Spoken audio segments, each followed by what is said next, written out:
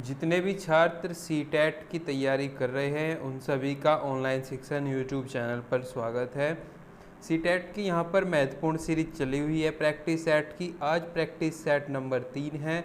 यदि आपने इससे पहले के प्रैक्टिस सेट नहीं देखे हैं तो आप जाइए प्लेलिस्ट में और देख लीजिए। आज प्रैक्टिस सेट नंबर 3 में हम पर्यावरण अध्ययन को कवर करेंगे, जिसमें 30 क्वेश्चन कवर करेंगे और वे 30 क्वेश्चन 2019 के जुलाई वाले एग्ज़ाम में आए हुए हैं। तो चलिए देख लेते हैं। अगर आपको इस वीडियो की पीडीएफ चाहिए तो आप हमारे टेलीग्राम ग्रुप में ज्वाइन हो जाइए, वहाँ आपको इस वीडियो की पीडीएफ मिलती रहती है। चलिए शुरू करते हैं। एक शिक्षक खाना किस प्रकार से खराब होता है इस पर प्रयोग करता है। शिक्षक बच्चों के समूह बनाकर उसको प्रयोग से संबंधित सामग्री देता है। शिक्षक बच्चों के समूह क्यों बनाता है। आपको 4 ऑप्शन मिलते हैं, इनमें से कोई भी 2 ऑप्शन बिल्कुल ठीक होंगे। आपको ये बताने हैं कौन से ऑप्शन ठीक होंगे। ऑप्शन नंबर 1 है शिक्षक सहपाठी अधिगम की समर्थन करता है, या शिक्षक बच्चों की सामाजिक अंतःक्रिया में सुधार करता है। ये भी बिल्कुल ठीक है। फर्स्ट भी बिल्कुल सही है। समूह अधिगम बिना भार के पर्यावरण अध्ययन के अधिगम का प्रभावशाली तरीका है। ये तो बिल्कुल गलत है। कक्षा में अनुशासन को बनाए रखने के लिए समूह में अधिगम एक महत्वपूर्ण युक्ति है। ये भी ठीक नहीं है। ऑप्शन नंबर 2 बिल्कुल ठीक हो जाता है, यानी ए और बी दोनों ठीक है। इसके बारे में मैं थोड़ा डिटेल में आपको बताता हूँ। शिक्षक द्वारा किया गया अनुप्रयोग सहपाठी अधिगम को समर्थन प्रदान करता है, साथ ही यह प्रयोग सामाजिक अंतःक्रिया में भी सुधार करता है। अधिगम की यह प्रक्रिया विद्यार्थियों को एक सामाजिक वातावरण प्रदान करने का प्रयास करती है, जिससे उसके अंदर सामाजिकता की भावना का विकास किया जा सके। ठीक है बच्चों, चलो नेक्स्ट क्वेश्चन की ओर। क्वेश्चन नंबर 62, निम्नलिखित में से पर्यावरण अध्ययन में आकलन के लिए कौन सा संकेतक नहीं होना चाहिए। कौन सा नहीं होना चाहिए। प्रश्न पूछना, या न्याय और समानता के प्रति सरोकार, या सहभागिता, या याद रखना। बताइए आप कमेंट बॉक्स में कमेंट करिए, मैं देख रहा हूँ। बिल्कुल, पर्यावरण अध्ययन में आकलन हेतु संकेत के रूप में प्रश्न पूछना, न्याय और समानता के प्रति सरोकार तथा सहभागिता आदि सम्मिलित है, क्योंकि पर्यावरण अध्ययन एक प्रायोगिक विषय है जिससे मनुष्य अपनी समझ आधार बनाकर इसे सबसे अपना सीधा संबंध स्थापित करता है। विकल्प में दिया गया संकेत याद रखने के लिए पर्यावरण अध्ययन के आकलन में सम्मिलित नहीं है, यानी ऑप्शन नंबर 4 ठीक हो जाता है, क्योंकि ये याद रखना इसमें नहीं है। पूछा गया था कि नहीं होना चाहिए, आपको ध्यान रखना है। निगेटिव पूछा गया था जो नहीं है। क्वेश्चन नंबर 63 की ओर। पर्यावरण अध्ययन में शिक्षक के द्वारा बच्चों को स्वयं के आकलन के लिए अवसर देना चाहिए। स्वयं आकलन है। 4 ऑप्शन मिलते हैं, सीखने के लिए आकलन, या CCE, या सीखने के समान आकलन, या सीखने का आकलन।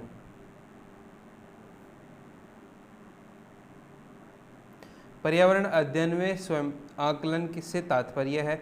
सीखने के समान आकलन से है। किससे है। सीखने के समान आकलन, यानी ऑप्शन नंबर 3 ठीक हो जाता है। इसके बारे में थोड़ा डिटेल में आपको बताऊंगा क्वेश्चन के, आप समझते हुए चलिए। जिससे शिक्षक द्वारा बच्चों को स्वयं के आकलन हेतु समान अवसर को उपलब्ध कराना अपेक्षित है। अधिगम का आकलन बच्चों के स्वयं के मूल्यांकन की प्राप्ति को बढ़ावा देता है, जिससे विद्यार्थी स्वयं का मूल्यांकन कर अपनी कमियों को दूर करने का प्रयास करते हैं और साथ ही स्वयं भी सभी स्तरों पर सुधार की प्रक्रिया को अपनाते हैं। चलते हैं क्वेश्चन नंबर 64 की ओर। रेटिंग स्केल में कौन सी तकनीक का प्रयोग किया जाता है। 4 ऑप्शन मिलते हैं, अधिविन्यास, लिखित प्रश्न, अवलोकन, या जांच सूची। आप सभी ने पढ़ी रखा है डिटेल की क्लास में। ये अवलोकन टेक्निक से किया जाता है रेटिंग स्केल। ऑप्शन नंबर 3 बिल्कुल ठीक है।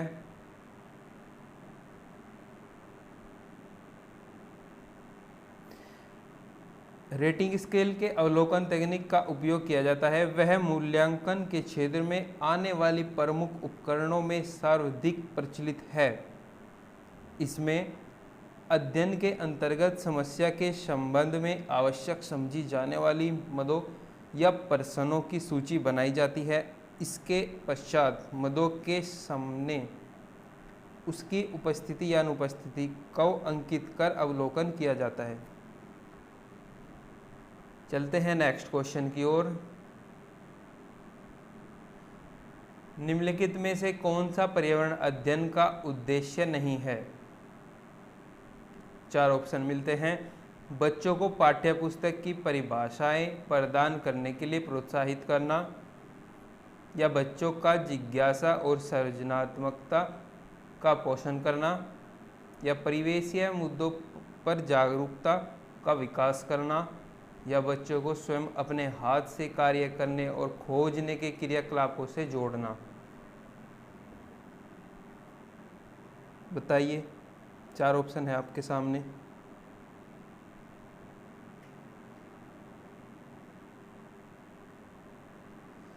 जौन सा उद्देश्य नहीं है वो बताना है आपको। पहले ही देख लेना कि निगेटिव की बात हो रही है इसमें। पर्यावरण अध्ययन के उद्देश्य में बच्चों को पाठ्य पुस्तक की परिभाषाएं प्रदान करने के लिए प्रोत्साहित करना शामिल नहीं है, वो आपको बताना है। चलिए मैं बताता हूँ। पर्यावरणीय अध्ययन का उद्देश्य बच्चों में जिज्ञासा और सृजनात्मकता का पोषण करना है। साथ ही परिवेशीय मुद्दों पर जागरूक के विकास के साथ साथ बच्चों द्वारा स्वयं अपने हाथ से कार्य करने और खोजने के क्रियाकलापों के साथ जुड़ाव भी शामिल है। यह अध्ययन बच्चों के सीखने हेतु एक सुनियोजित प्रयास की ओर संकेत करता है। यानी जो ऑप्शन नंबर 1 है वो बिल्कुल गलत है, ये वाला नहीं होता। इसी वजह से ये आंसर है, क्योंकि इसमें निगेटिव वाला पूछा गया था। चलते हैं क्वेश्चन नंबर नेक्स्ट की ओर। पर्यावरण अध्ययन में चित्र पढ़ना एवं महत्वपूर्ण क्रियाकलाप है। निम्नलिखित में से कौन सा संकेतकों का बच्चों में आकलन चित्र पढ़ने के द्वारा हो सकता है? बताइए, 4 ऑप्शन है। अवलोकन और अभिलेखन, या अभिव्यक्ति, या विश्लेषण, या प्रयोग करना।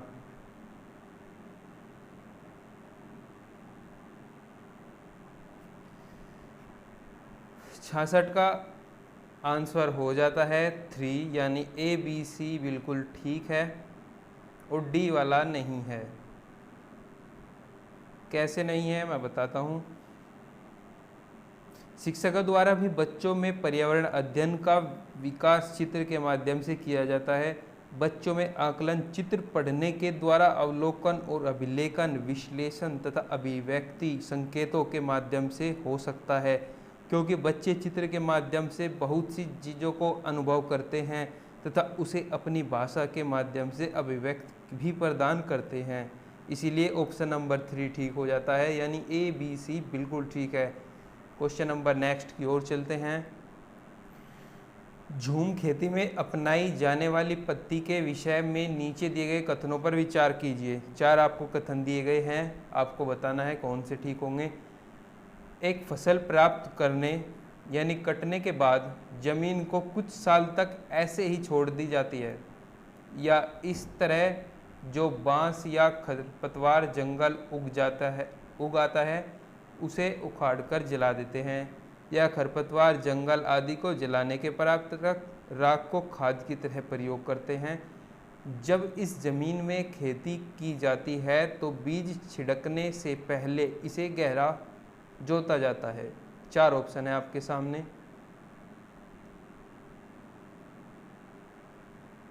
बताइए, झूम खेती किस प्रकार की जाती है? बहुत महत्वपूर्ण क्वेश्चन है और बार बार एग्जाम में पूछा भी जाता है। ऑप्शन नंबर 2 बिल्कुल ठीक है, यानी केवल A। जो A है वो बिल्कुल सही है। क्या होता है झूम खेती के अंदर? एक फसल प्राप्त करने यानी कटने के बाद जमीन को कुछ सालों तक ऐसे ही छोड़ दिया जाता है, यानी उस पर कोई फसल नहीं उगाई जाती। कुछ वर्षों तक छोड़ दी जाती है, तब मिट्टी में उर्वरता विद्यमान रहती है। इस भूमि पर खेती की जाती है। इसके पश्चात इस भूमि को कुछ वर्षों के लिए छोड़ दिया जाता है, जिससे वह पुनः पेड़ पौधे उग आते हैं। चलते हैं नेक्स्ट क्वेश्चन की ओर। 68 क्वेश्चन।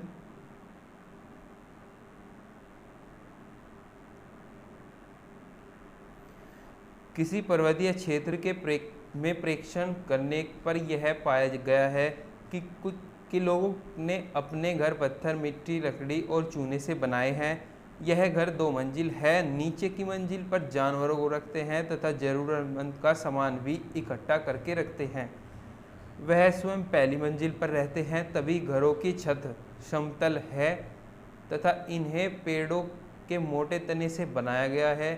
यह पर्वतीय क्षेत्र यानी नीचे दिए गए किस प्रदेश का भाग है? यानी कौन से प्रदेश यानी कौन से राज्य में ऐसी प्रजाति रहती है जो लकड़ी के मकान में रहती है, नीचे के बेसमेंट में पशुओं को रखती है, फर्स्ट फ्लोर पर यानी अपने आप रहती है? जम्मू कश्मीर है, अरुणाचल प्रदेश है, मेघालय है या हिमाचल प्रदेश है?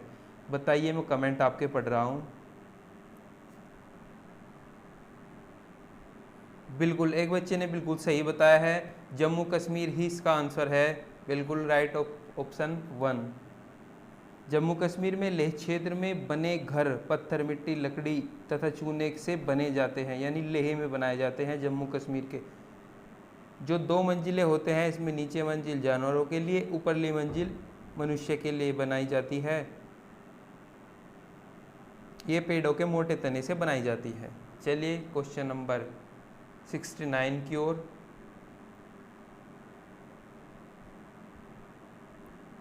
आदिवासी हजारों साल पहले कांसा की चीज बनाते आए हैं। आज भी हमारे घरों में कांसे का प्रयोग होता है। कांसे के विषय में निम्नलिखित में से कौन सा कथन सही है? यदि तांबा यानी कॉपर और टिन का मिश्रण है, या यह एल्युमिनियम और तांबे की भांति एक तत्व है, यह पीतल और तांबे कॉपर का मिश्रण है, यह तांबे कॉपर या जस्ता जिंक तथा एल्युमिनियम का मिश्रण है। जस्ते को कहते हैं जिंक और तांबे को कहते हैं कॉपर। बताइए कौन सा ऑप्शन बिल्कुल ठीक है? बिल्कुल ठीक ऑप्शन है 1, यानी तांबे और टिन का मिश्रण ही कॉपर कहलाता है। सॉरी, कांसा कहलाता है।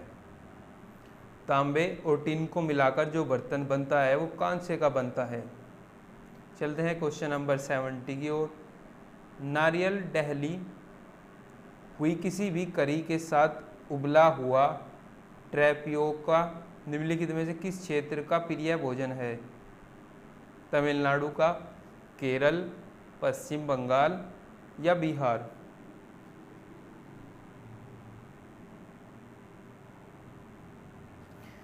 साथियों, ये केरल का प्रिय भोजन है। इसे केरल में सुबह के नाश्ते के रूप में ग्रहण किया जाता है। साबूदाना के निर्माण के लिए टैरिपियोका की जड़ का प्रयोग किया जाता है, जिसे अंतर्राष्ट्रीय स्तर पर कसावा के रूप में भी जाना जाता है। यानी ऑप्शन नंबर 2 बिल्कुल ठीक है, केरल इसका आंसर होगा।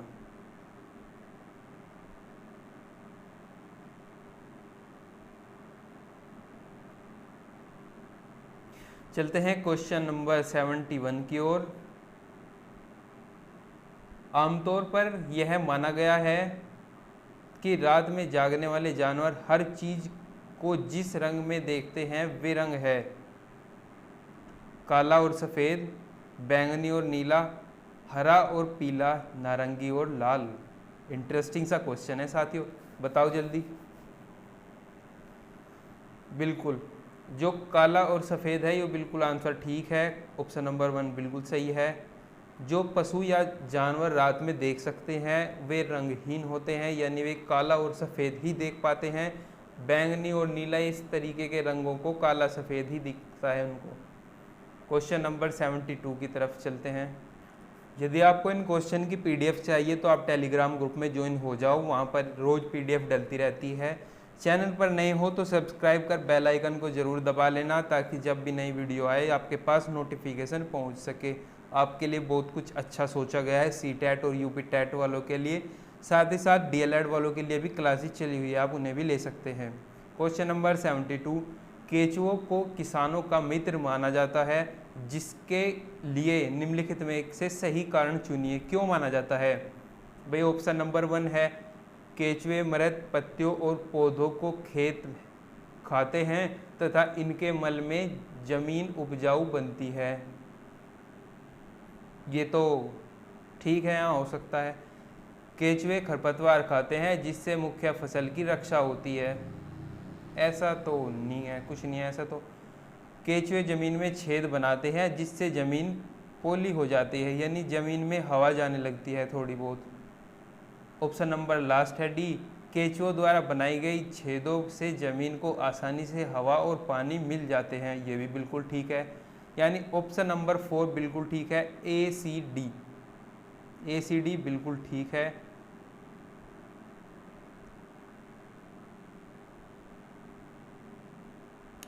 चलते हैं क्वेश्चन नंबर 73 की ओर। हमारे देश में मानचित्र में झारखंड कहाँ है? बताइए आप, झारखंड कहाँ है? छत्तीसगढ़ के दक्षिण पूर्व में, या उत्तर प्रदेश के पश्चिम में, पश्चिम बंगाल के पूर्व में, या उड़ीसा के उत्तर में? साथियों, क्लास चलेगी आपकी जीके की भी, और जल्दी से चैनल को सब्सक्राइब कर लो ताकि हमारा इनेबल हो सके लाइव स्ट्रीमिंग। हम लाइव आकर पढ़ाएंगे आपको, बोर्ड पर बहुत अच्छे तरीके से समझाएंगे। साथियों सपोर्ट करो। ऑप्शन नंबर 1 2 3 4 में से आप बताइए कौन सा इसका आंसर है। मानचित्र में झारखंड की अवस्थिति बिहार के दक्षिण, उड़ीसा के उत्तर और मध्य प्रदेश के पूर्व में है, यानी ऑप्शन नंबर 4 ठीक हो जाता है, उड़ीसा के उत्तर में।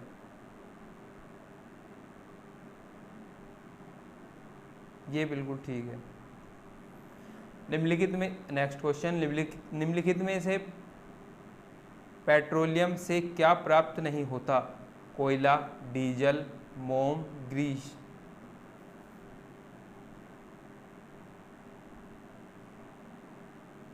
बताइए जल्दी, मैं कमेंट में आपके आंसर का इंतजार कर रहा हूँ।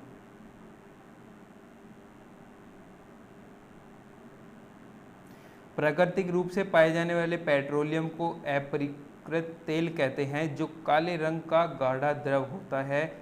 इससे प्रभाजी आसवन विधि द्वारा केरोसिन, पेट्रोल, डीजल, प्राकृतिक गैस, वैसलीन, तारकोल, ग्रीस तथा मोम इत्यादि प्राप्त होते हैं, यानी ऑप्शन नंबर 1 इसका गलत है, यानी कोयला प्राप्त नहीं होता पेट्रोलियम से, और ये नहीं पूछा गया था। आपको ध्यान रखना है नहीं वाले क्वेश्चन का ज़्यादा। क्वेश्चन नंबर 75, निम्नलिखित में से त्योहारों के उस समूह को चुनिए जिन्हें पूर्णिमा को मनाया जाता है। दीपावली, या महाशिवरात्रि, गुरु नानक जयंती। या आपको 4 ऑप्शन दिए गए हैं, आप बताइए कौन सा ठीक है।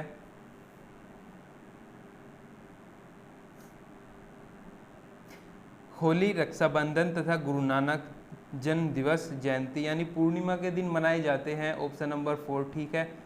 पूर्णिमा की रात को पूरा चांद आसमान में दिखाई देता है और इस रात अन्य रात की अपेक्षा ज़्यादा उजाला होता है, यानी रोशनी बहुत ज़्यादा होती है।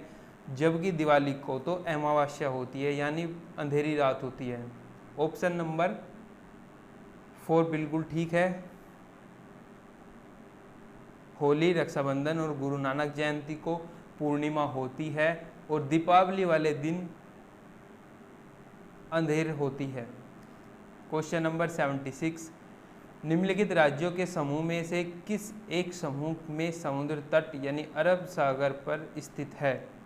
तमिलनाडु, आंध्र प्रदेश कर्नाटक, या कर्नाटक केरल गुजरात, या आंध्र प्रदेश तेलंगाना उड़ीसा, या केरल कर्नाटक पश्चिम बंगाल। ऑप्शन आपको 4 दे दिए गए हैं, बताइए। भारत में पश्चिम समुद्री तट का अरब सागर के तट के रूप में माना जाता है, जिसे किनारे गुजरात, महाराष्ट्र, कर्नाटक, केरल तथा गोवा राज्य स्थित है, जबकि भारत के पूर्वी तट पर बंगाल की खाड़ी के रूप में जाना जाता है, जिसे के किनारे पश्चिम बंगाल, तमिलनाडु, आंध्र प्रदेश, उड़ीसा आदि राज्य स्थित है। यह आपको सब मैप के थ्रू हम समझाएंगे, आप हमारे साथ बने रहिए। 76 क्वेश्चन का ऑप्शन नंबर 2 बिल्कुल ठीक है, कर्नाटक, केरल और गुजरात। चलते हैं नेक्स्ट क्वेश्चन 77 की ओर। ये साथियों मैथ का क्वेश्चन आ गया है, आपको पढ़ना होगा और इसका आंसर देना होगा। चलिए करते हैं। आप x पर स्थित है, यानी आप कोई एक पॉइंट है x, आप यहाँ पर है। आपका विद्यालय y पर स्थित है। आपके घर के आपके विद्यालय तक जाने के लिए सीधी सड़क नहीं है, यानी कहीं आपका एक y पॉइंट है, वहाँ तक आपको जाना है, y पर विद्यालय है, कोई सीधी रेखा नहीं है। चलिए पहले आपको A पर जाते हैं, जो x के ठीक उत्तर में 30 मीटर की दूरी पर है, यानी ये x हो गया। यहाँ से 30 मीटर की दूरी उत्तर की तरफ, उत्तर ऊपरली साइड होता है। अभी मैं आपको बताता हूँ कौन सी डायरेक्शन होती है। ये 30 मीटर आप ऊपर की तरफ जाते हैं। इसके बाद फिर B पर जाते हैं, जो A के ठीक यहाँ पर आप A पॉइंट पर आ गए,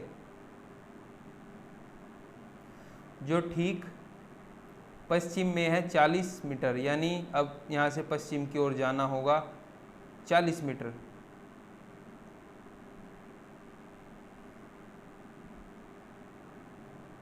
इसके बाद आप पॉइंट B पर आ गए, ठीक है। B के ठीक उत्तर की ओर 30 मीटर चलना है आपको, उत्तर की ओर फिर ऊपर आपको चलना होगा 30 मीटर।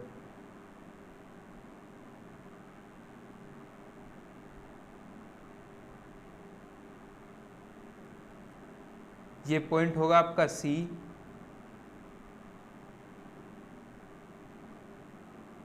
ये पॉइंट हो जाता है C। इसके बाद आपको 40 मीटर पश्चिम की ओर चलना होगा, यानी आप पश्चिम की ओर 40 मीटर चलेंगे और आप फाइनली Y पर पहुंच जाएंगे, यानी विद्यालय में पहुंच जाएंगे Y। साथियों लिखने में थोड़ी प्रॉब्लम हो रही है, शायद आपको समझ में आ रहा होगा, आप करके देखना। अब पूछा गया है विद्यालय के सापेक्ष अपने घर की स्थिति दिशा बताइए, यानी ये विद्यालय है, ये घर है, तो आप बताइए कौन सा ऑप्शन ठीक है। मैं यहाँ दिखा देता हूँ आपको, 4 दिशाएं होती है। ये आपकी पूरब होती है, ये पश्चिम,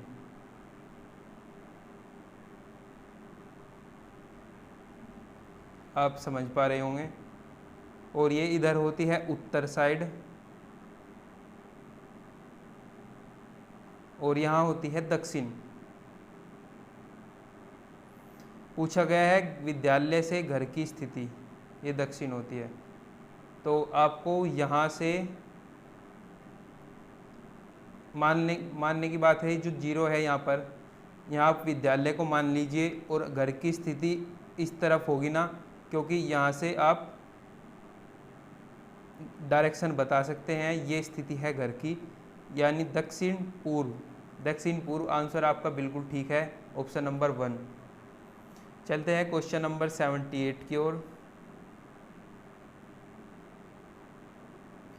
कोई लड़का मडगांव से 30 जून 2019 को किसी रेलगाड़ी में सवार हुआ। ये भी मैथ का क्वेश्चन है, शायद मैं आपको समझा पाऊँ तो आप समझना। थोड़ी राइटिंग प्रॉब्लम है, इस पे मैं लिख नहीं पा रहा हूँ, आप इसको घर से कर सकते हैं। अगर नहीं होगा तो आप मुझे कमेंट बॉक्स में बताना, मैं एक वीडियो बनाकर इस क्वेश्चन का आंसर दूंगा आपको। Question number 79। हमारे देश में एक जंगल में उस जंगल के लोगों आदिवासी को खेती के लिए जमीन ग्राम सभा यानी पंचायत द्वारा एक विशेष मापक यूनिट तथा इकाई जिसे टिन कहते हैं आवंटित की जाती है। टिन क्या है आपको बताना है। 4 ऑप्शन दिए गए हैं। यह भूमि का मात्रक है जिसकी अभिकल्पना विशेष रूप से जंगलों में रहने वाले किसानों के लिए की गई, या वह भूमि जिसकी विमाएँ 100 × 100 यानी 100 मीटर चौड़ी 100 मीटर लंबी है, या वह भूमि जिस पर कोई किसान एक टिन बीज बोता है, या वह भूमि जिसे किसान एक टिन बीज उत्पन्न करता है। ऑप्शन नंबर 3 बिल्कुल ठीक हो जाता है। वह भूमि जिस पर कोई किसान एक टिन बीज बोता है उसे ही टिन कहते हैं। ऑप्शन नंबर 3 बिल्कुल ठीक हो जाता है। चलते हैं नेक्स्ट क्वेश्चन की ओर। Question number 80। नीचे दिए गए शहरों में से किस एक में रेत के पहाड़ जिन्हें रेत के टीले कहा जाता है पाए जाते हैं? थिम्पू में, काबुल में, अबू धाबी में, बर्लिन में। बताइए, 4 ऑप्शन आपको दे दिए गए हैं। अबू धाबी संयुक्त अरब अमीरात की राजधानी है। यहाँ का दूसरा सर्वाधिक जनसंख्या वाला शहर रेत के टीले यानी अबू धाबी शहर में पाए जाते हैं। तेज हवाएं के बहाव के कारण तेज रेत का एक स्थान जमा होकर एक टीला की आकृति का रूप ले लेता है, जिसे रेत के टीले कहते हैं। ऑप्शन नंबर 3 बिल्कुल ठीक है, यानी अबू धाबी में है।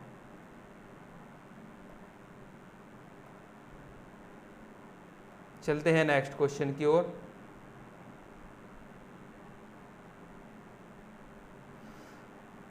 हम सभी पुराने कुओं को देखते हैं जो अब सूख गए हैं। हमारे बुजुर्ग यह कहते हैं कि अब से लगभग 25 से 30 साल पहले इन कुओं में काफ़ी पानी था, परंतु अब ये पूरी तरह से सूख गए हैं। निम्नलिखित में से कुएं के सूखने का सही कारण बताइए। 4 ऑप्शन दे दिए गए हैं। जिन झीलों यानी तालाबों में वर्षा का पानी इकट्ठा होता था अब वे वहाँ नहीं है, या दूसरा ऑप्शन मिलता है पेड़ों, कुओं और आसपास के क्षेत्रों की जमीन अब कोलतार यानी सीमेंट से ढक गई है यानी अनुपजाऊ हो गई है। ऑप्शन नंबर 3 कुएं का कोई उपयोग नहीं करता क्योंकि हर घंटे में टोटियाँ लगी है यानी टंकी लगी है। ऑप्शन नंबर 4 भूमिगत पानी को खींचने के लिए कई विद्युत मोटर चलित पंप लग गए हैं यानी समरसेबल हो गए हैं। आपको 4 ऑप्शन मिलते हैं, बताइए। ऑप्शन नंबर डी यानी ए बी डी बिल्कुल ठीक है। ऑप्शन नंबर 1 ठीक हो जाता है। साथियों, मोटर भी लग गए हैं, इस वजह से कुएं बंद हो चुके हैं, सही कारण है। टंकी भी लग गई है, ऐसा तो कोई कारण नहीं है। आसपास के पेड़ भी कट चुके हैं और कुएं के आसपास के पेड़ नहीं रहते, इस वजह से भी पानी नहीं है। झीलें और तालाबें भी सूख चुकी हैं, इस वजह से होते हैं। चलते हैं नेक्स्ट क्वेश्चन नंबर 82। पर्यावरण अध्ययन के संकल्पों और मुद्दों को विज्ञान और सामाजिक पर्यावरण विषय में के रूप में नहीं रखा गया क्योंकि यह पाठ्यक्रम के भार को कम करने के लिए, या CBSE के द्वारा पर्यावरण अध्ययन के पाठ्यक्रम को इसी प्रकार से निर्धारित किया गया है, या तीसरा ऑप्शन मिलता है इस आयु वर्ग के बच्चे अपने परिवेश को समग्र रूप में देखते हैं, या लास्ट ऑप्शन है यह शिक्षण अधिगम की एक अच्छी युक्ति है। बताइए, 4 ऑप्शन दिए गए हैं आपको। जी बिल्कुल, एक बच्चे का बिल्कुल ठीक कमेंट आया है, यानी 3 ऑप्शन ठीक है बिल्कुल। इसके बारे में भी मैं आपको बताता हूँ। इस आयु वर्ग के बच्चों अपने परिवेश को समग्र रूप में देखते हैं, ये तो इसका ऑप्शन हो जाता है बिल्कुल ठीक, क्योंकि इस आयु के बच्चे अपने परिवेश को समग्र रूप में देखते हैं। पर्यावरण अध्ययन विषय वस्तु का क्षेत्र व्यापक है और इससे सभी तत्वों का समावेशन है। चलते हैं क्वेश्चन नंबर 83 की ओर। अगर आपको कुछ समझ नहीं आ रहा होगा आप मुझे कमेंट बॉक्स में बताना और अपना फीडबैक तो अवश्य देना। क्वेश्चन नंबर 83, निम्नलिखित में से कक्षा 1 और 2 के लिए पर्यावरण अध्ययन विषय के संदर्भ में सत्य है। कौन सी बात बिल्कुल सत्य है वो आपको बता देनी है। ऑप्शन मिलता है कक्षा 1 और 2 एक विषय के रूप में पर्यावरण अध्ययन समझने के लिए आसान नहीं है, या पर्यावरण अध्ययन से संबंधित मुद्दों और संबंधों का संप्रदान भाषा के द्वारा होता है, या तीसरा ऑप्शन मिलता है पर्यावरण अध्ययन के संबंध मुद्दों और संबंधों का समाधान भाषा और गणित के माध्यम से होता है, या ऑप्शन लास्ट मिलता है आपको कक्षा 1 और 2 के पर्यावरण अध्ययन को एक नई विषय के रूप में प्रस्तुत किया जाता है। बिल्कुल ठीक, ऑप्शन नंबर 3 है। लो आपके सामने ही है। कक्षा 1 और 2 के बच्चों के लिए पर्यावरण अध्ययन के संबंध मुद्दे संबंधों का समाधान भाषा और गणित के माध्यम से ही तो होता है, क्योंकि NCF 2005 आया था जो कक्षा 1 और 2 के लिए पर्यावरण अध्ययन की पुस्तक की अनुशंसा नहीं करती है, क्योंकि इस स्तर के विद्यार्थियों अपने परिवेश या समुच्चय से संदर्भित अधिगम भाषा के माध्यम से प्राप्त करते हैं, यानी वो अपने घर से सीखते हैं। इसका ऑप्शन नंबर हो जाता है 3, बिल्कुल ठीक। चलते हैं क्वेश्चन नंबर 84 की ओर।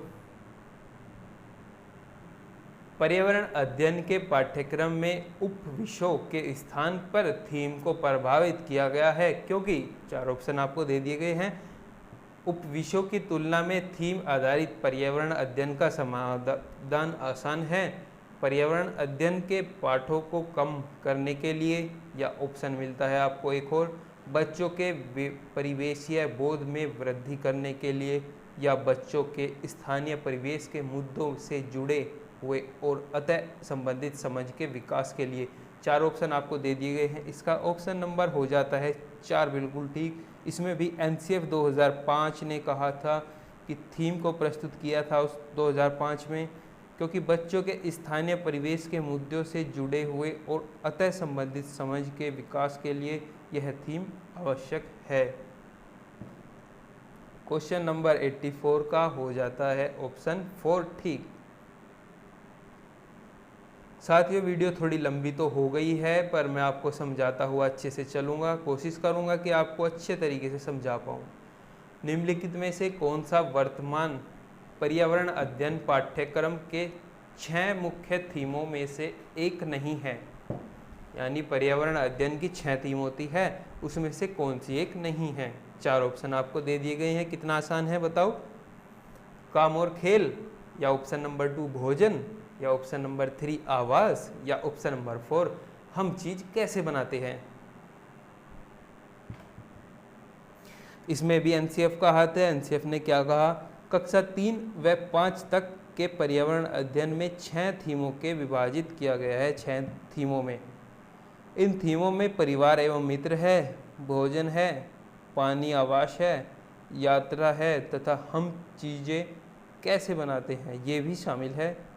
काम और खेल पर्यावरण अध्ययन की थीम में शामिल नहीं है, यानी ऑप्शन नंबर 1 ठीक हो जाता है। और ये निगेटिव पूछा गया था, इसलिए नहीं है वाला चुनना है।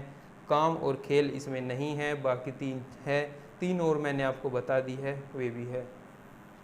नेक्स्ट क्वेश्चन की ओर चलते हैं। निम्नलिखित में से कौन सा पर्यावरण अध्ययन के संबंध में सत्य नहीं है, यानी बिल्कुल गलत है।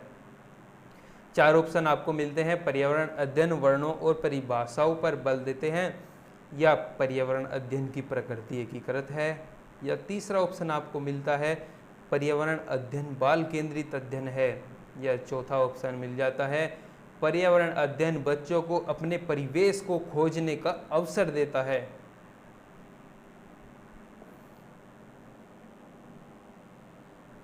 बताता हूं मैं इसके बारे में। ऑप्शन नंबर, हाँ एक बच्चे ने बिल्कुल सही, बिल्कुल 1, ऑप्शन नंबर 1 बिल्कुल ठीक है। आप सभी कमेंट में अपना आंसर देते रहें, मैं देख रहा हूं। इसकी प्रकृति एकीकृत होती है। यह बाल केंद्रित अध्ययन है जो वर्णों और परिभाषाओं पर बल नहीं देता। पर्यावरण अध्ययन बच्चों को समझाना के माध्यम से ही अध्ययन पर बल देता है, यानी पर्यावरण अध्ययन रटने के लिए नहीं बोलता, ये आपको चीज़ें सिखाता है, बहुत अच्छे से सिखाता है। क्वेश्चन नंबर 87 की ओर चलते हैं। क्वेश्चन नंबर 87 के दो ही ऑप्शन बने हैं, आप इनमें दो में से ही एक ठीक होगा, वो आपको बताना होगा। बहुत अच्छी अपॉर्चुनिटी है। निम्नलिखित में से क्या एक पर्यावरण अध्ययन में ज्ञान की रचना में बहुत ही महत्वपूर्ण है? ऑप्शन 1 बच्चों की सक्रिय भागीदारी, और सेकंड ऑप्शन बच्चों के ज्ञान और शिक्षकों के ज्ञान से जोड़ना। बताओ। बिल्कुल सही, बहुत महत्वपूर्ण है छात्रों, बहुत महत्वपूर्ण है बच्चों के ज्ञान को शिक्षकों के ज्ञान से जोड़ना। इसीलिए ही तो मैं आपको 0 लेवल से लेकर चल रहा हूँ। आपकी टेस्ट सीरीज चलाई गई है और आपको एक्सपेक्टेड क्वेश्चन भी दिए जाएंगे। आप हमारे साथ बने रहिए। रोज़ एक सब्जेक्ट का टेस्ट होता है आपका, आप अपने टाइम पर आ जाया करें। चलते हैं नेक्स्ट क्वेश्चन की ओर। पर्यावरण अध्ययन में बच्चों को जोड़ने की सबसे प्रभावशाली युक्ति है, कौन सी है? कक्षा निर्देशन, या किस्से कहानियाँ, या पाठ्य पुस्तक का पाठन, या शिक्षक द्वारा व्याख्याएं। बताइए आप। इस क्वेश्चन में भी एनसीएफ का हाथ नहीं है, क्योंकि ये पर्यावरण अध्ययन में बच्चों को जोड़ने की सबसे प्रभावशाली युक्ति है किस्से कहानियाँ, यानी कहानी सुनाकर, किस्से सुनाकर उसे सबसे प्रभावशाली तरीके से हम पर्यावरण अध्ययन करवा सकते हैं बच्चों को, और उसकी रुचि भी होगी किस्से और कहानियों द्वारा। इसके माध्यम से बच्चे आसपास की व्यवहारिक घटना तथा प्रभाव का ज्ञान प्राप्त करते हैं। इससे बच्चों के समझ के साथ साथ विषय वस्तु के प्रति रुचि व जिज्ञासा बढ़ती है। उदाहरण के लिए अब वर्षा, प्रदूषण, बीमारी जैसे किस्से कहानी के माध्यम से आप बच्चों को सिखाइए, बच्चे बहुत ही प्रभावशाली तरीके से सीखेंगे। क्वेश्चन नंबर 89 की ओर चलते हैं। एक शिक्षक हमेशा क्रियाकलापों को कराने के बाद प्रश्न और चर्चाएं का संचालन करता है। क्रियाकलाप प्रश्न और चर्चाओं के संचालन करने का उद्देश्य है। ऑप्शन नंबर 1 मिलता है बच्चों की प्रक्रिया कौशलों के आकलन या बच्चों को खोजने का अवसर देना, या ऑप्शन नंबर 3 है बच्चों को अपनी अभिव्यक्ति का अवसर देना, या ऑप्शन नंबर लास्ट है बच्चों में उनके सीखने की गति का आधार व विभेदन करना। 4 ऑप्शन आपको दे दिए गए हैं और कुछ कूट भी दिए गए हैं, यानी ABC ठीक है, या D ठीक है, या C है, या BCD। बताइए आप। चलिए मैं बता देता हूँ, इसका ऑप्शन नंबर 1 ठीक है, यानी ABC ऑप्शन बिल्कुल ठीक है। ये वाला ऑप्शन बिल्कुल ठीक है। चलते हैं क्वेश्चन नंबर 90 और लास्ट क्वेश्चन की ओर। पर्यावरण अध्ययन में बच्चों को पाठ्य पुस्तकों और शिक्षकों के अलावा अन्य स्रोतों की मदद लेने के लिए प्रोत्साहित करना चाहिए, क्योंकि 4 ऑप्शन है। पर्यावरण अध्ययन सीखने के लिए पाठ्य पुस्तक और शिक्षक की स्रोत नहीं है, या यह पर्यावरण अध्ययन सीखने के लिए समुदाय और माता पिता की उपस्थिति का विकास करेगा, या यह शिक्षकों को बच्चों की पृष्ठभूमि को जानने का अवसर देगा, या यह बच्चों के संदर्भित और मनोक्रियात्मक कौशलों का विकास करेगा। 4 कूट दिए गए हैं, आपको बताना है कौन सा ठीक है।